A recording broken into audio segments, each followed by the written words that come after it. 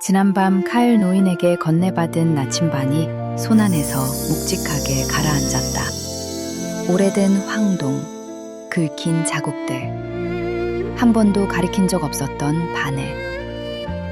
마을 경계를 넘는 순간 바늘이 움직였다.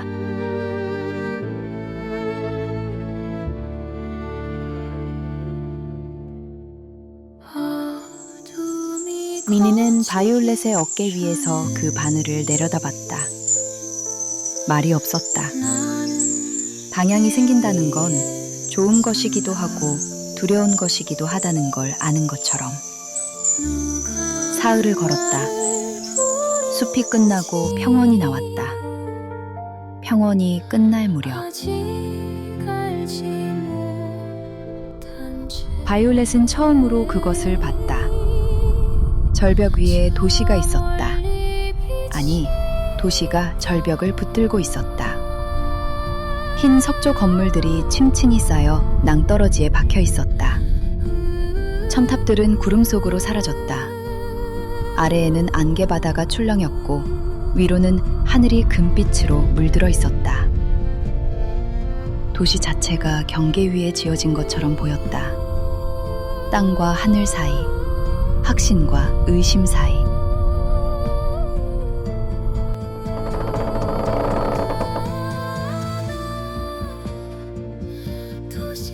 도시에 가까워질수록 구역들이 보이기 시작했다. 치유사 구역의 건물들은 연녹색 타일을 얹고 있었다. 학자 구역은 황금빛 창문이 가득했다. 전사 구역은 붉은 석재로 쌓아 올려져 있었다. 소명의 색이 건축 자체에 배어 있었다. 그리고 바이올렛의 가슴에는 투명한 빛이 있었다. 어느 구역에도 속하지 않는 색. 도시 입구의 문지기가 그녀의 가슴을 한참 들여다봤다. 그리고 말없이 문을 열어줬다.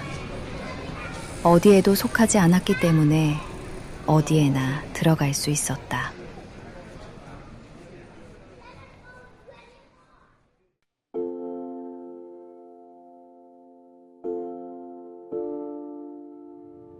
도시 중심부에 거대한 홀이 있었다. 바이올렛은 골목 어귀에서 걸음을 멈췄다. 홀은 주변 건물들 위로 솟아 있었다. 흰 석재, 아치형 출입구, 열린 창문들. 창문마다 빛이 다르게 들어가고 있었다. 저마다의 각도로, 저마다의 색으로. 아무 생각 없이 발걸음이 그쪽으로 향했다. 안으로 들어섰다가 바이올렛은 멈춰섰다. 천장은 석조 아치가 10여 겹 겹쳐져 하늘을 향해 열려 있었다. 벽면은 조각으로 가득했다. 소명을 받는 갓난아기들, 빛을 들고 세계로 나아가는 사람들, 빛들이 한데 모여 무언가를 이루는 장면. 그리고 그 모든 것 안에 아무도 없었다. 한 남자만 빼고. 홀 한가운데 서서 천장을 올려다보는 50대 남자. 가슴에는 흑빛 황금색 빛이 새겨져 있었다. 건설자의 소명. 그가 고개를 돌렸다. 바이올렛의 가슴을 봤다. 색이 없는 빛. 어디에도 속하지 않는 투명함. 그는 말없이 다시 천장을 올려다봤다. 바이올렛이 뭔가 묻기도 전에 그가 먼저 입을 열었다. 이 홀을 완성하는데 20년이 걸렸다고. 재료를 모으는 데만 7년, 기초공사가 5년, 조각 하나하나가. 그는 말을 멈췄다.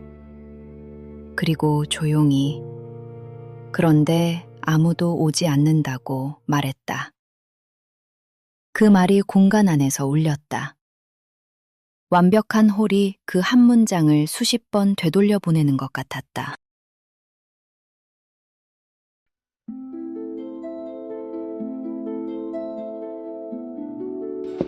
홀을 나와 도시를 걷다가 바이올렛은 어두운 골목 끝에서 빛을 봤다. 그냥 빛이 아니었다. 살아있는 것 같은 빛. 따뜻하다가 차가워지고 노랗다가 흰빛이 되고 퍼지다가 한 점으로 모이는. 공방 안에 남자가 있었다. 조명장인. 손에 작은 유리구체를 들고 있었고 그 구체 안에서 빛이 움직이고 있었다. 가슴에는 밝은 호박색 빛이 새겨져 있었다. 그는 바이올렛을 보자 반갑다기보다 피곤한 표정을 지었다. 오래 혼자 있어서 누군가를 만나는 감각이 사라진 것 같은 얼굴.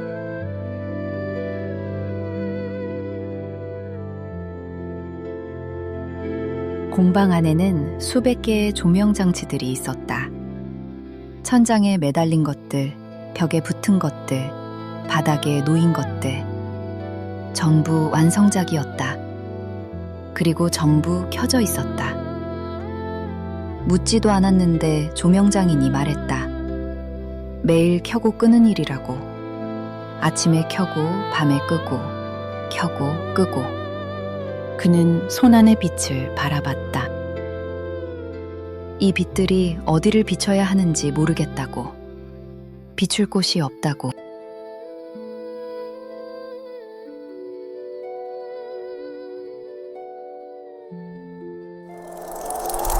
도시 외곽 절벽 끝에 가까운 작은 탑. 미니가 먼저 그쪽을 가리켰다. 소리가 났다. 아주 작게 바람과 섞여서. 탑 꼭대기에 남자가 있었다. 음악가. 가슴에는 짙은 파란빛이 새겨져 있었다. 그는 현악기를 연주하고 있었다. 연주가 끝나면 다시 시작했다. 같은 곡이었다. 바이올렛이 가만히 서서 들었다. 곡은 아름다웠다. 단순한 선율이었지만 들을수록 깊어지는 종류의 음악. 오래 만들어진 게 들렸다.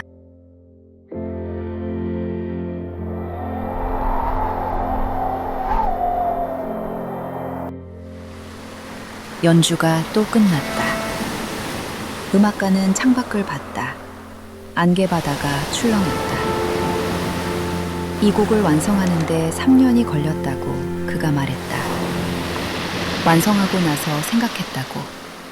이제 연주하면 되겠다고. 그런데 그는 악기를 무릎에 내려놨다. 어디서 연주하느냐고. 어떤 공간에서 누구에게.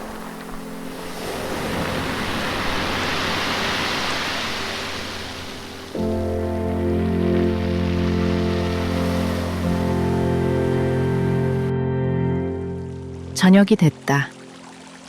바이올렛은 도시광장 분수대 앞에 앉았다. 미니가 그 옆에 앉아 분수를 봤다. 물이 떨어지는 소리. 세 사람이 머릿속에서 맴돌았다. 건축가의 텅 빈 홀. 조명장인의 수백 개의 꺼졌다 켜지는 빛들. 음악가의 반복되는 같은 곡. 셋 다 소명이 있었다. 소명대로 살았다. 그런데 셋 다 행복해 보이지 않았다. 소명을 이뤘는데도 뭔가 빠진 것 같은 얼굴들이었다. 바이올렛은 나침반을 꺼냈다. 오래된 황동 케이스, 그 긴 자국들, 그리고 바늘. 더 이상 한 방향을 고정해서 가리키지 않았다. 세 방향 사이를 천천히 오갔다. 홀이 있는 방향, 공방이 있는 방향, 탑이 있는 방향. 바이올렛은 그 바늘을 오래 들여다봤다. 미니가 바이올렛의 시선을 따라 세 방향을 차례로 봤다. 그리고 바이올렛을 봤다. 아무 말도 하지 않았다. 바이올렛은 자신의 가슴을 봤다. 투명한 빛. 자신은 소명이 없어서 공허한 줄 알았다. 그 생각이 들었다가 사라졌다. 저 세 사람은 소명이 있어도 공허했다. 그렇다면 소명이 문제가 아닌 것인지도 몰랐다.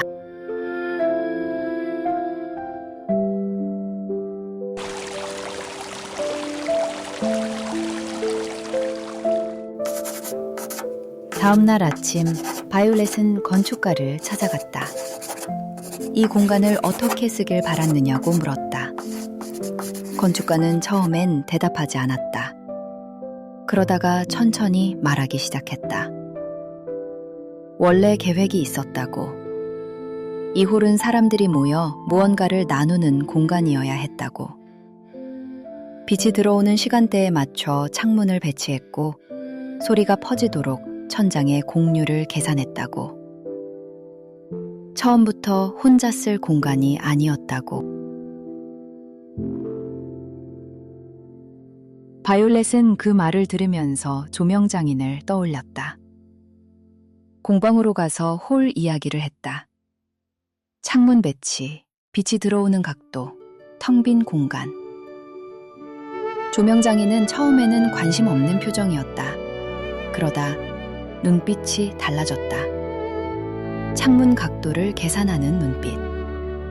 어떤 빛이 필요한지 생각하는 사람의 표정. 그 창문으로 들어오는 빛이 어느 각도냐고 조명장인이 물었다. 바이올렛은 정확히 몰랐다.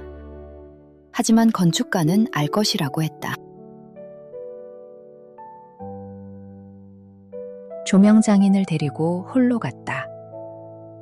건축가와 조명장인이 처음으로 서로를 봤다. 어색한 침묵이 잠깐 있었다. 그리고 조명장인이 창문을 봤다.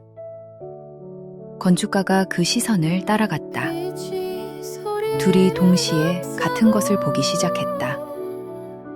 바이올렛은 조용히 나왔다.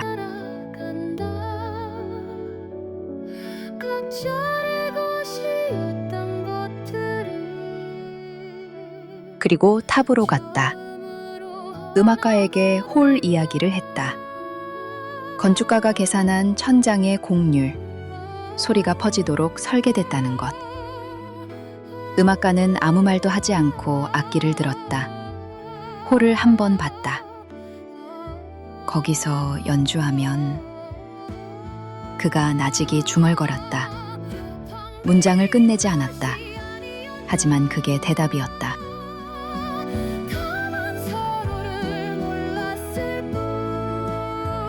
해가 기울 무렵이었다. 홀에 빛이 들어오기 시작했다. 서쪽 창문으로 들어오는 저녁 햇살이 석조 벽면을 타고 천천히 내려왔다. 건축가가 설계했던 바로 그 시간대. 조명장인이 자신의 장치들을 홀 안에 배치했다.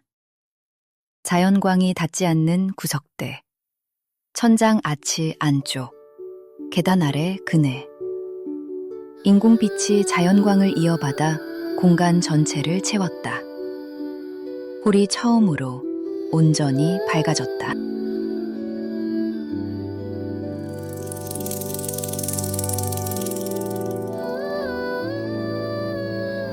음악가가 계단 위에 섰다. 악기를 들었다. 첫음이 나왔다.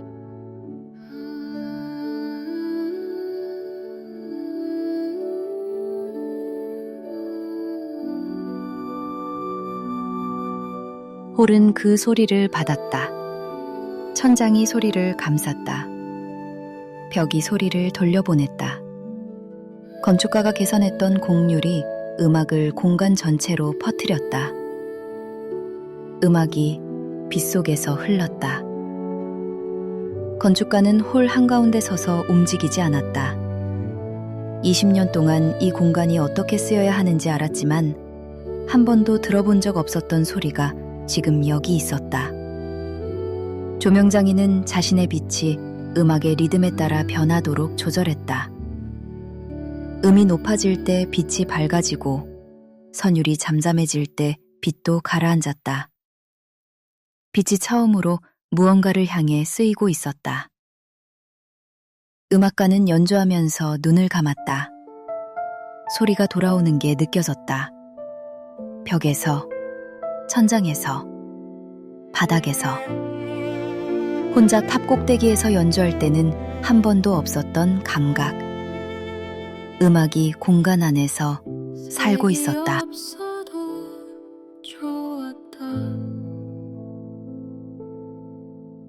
바이올렛은 홀 입구 바깥에 서 있었다. 열린 문 너머로 빛과 소리가 흘러나왔다. 미니가 그녀의 어깨 위에서 조용히 그 장면을 봤다. 세 사람은 서로를 바라보지도 대화를 나누지도 않았다.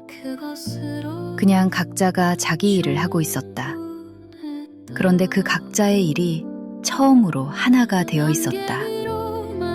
건물이 빛을 품었고 빛이 음악을 받았고 음악이 공간을 채웠다. 홀이 살아있었다.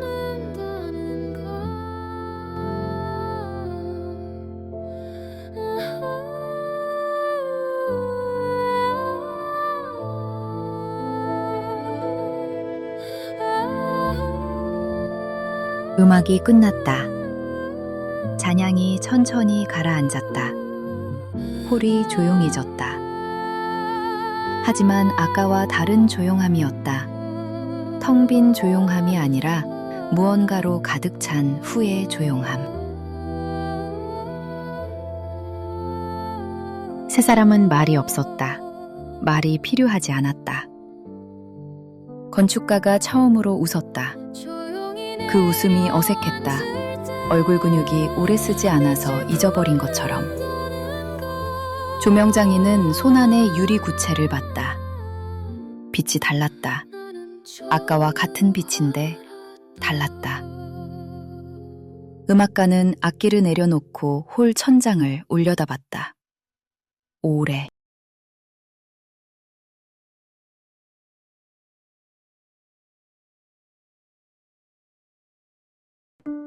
바이올렛은 홀 밖으로 나왔다.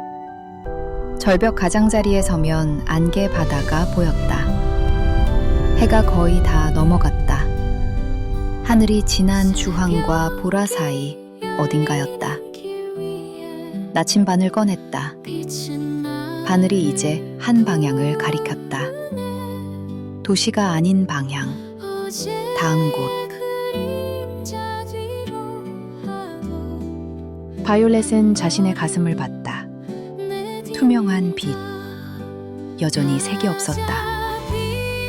오늘 하루를 생각했다. 자신이 한 것들을. 건축가에게 가서 이야기를 들은 것, 조명장인에게 가서 이야기를 전한 것, 음악가를 데려온 것. 그 어느 것도 특별한 능력이 아니었다. 다만 어디에도 속하지 않았기 때문에 모든 곳을 오갈 수 있었다.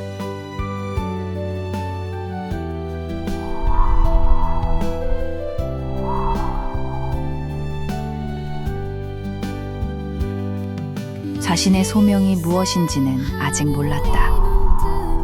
그 생각은 여전히 사실이었다. 미니가 그녀의 어깨에 앉았다. 바이올렛은 미니를 봤다. 미니는 바이올렛을 봤다. 하지만 의미가 있을 것 같았다. 확신이 아니었다. 증명도 아니었다. 그냥 처음으로 생긴 가능성. 여행을 시작하기에 충분한 크기에.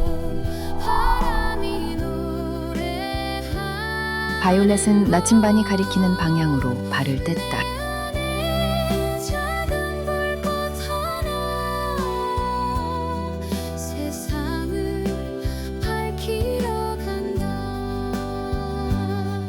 안개 바다 위로 마지막 빛이 내려앉았다. 투명한 것들은 빛을 품는다. 색을 버리는 것이 아니라 모든 색을 아직 갖지 않았기 때문에.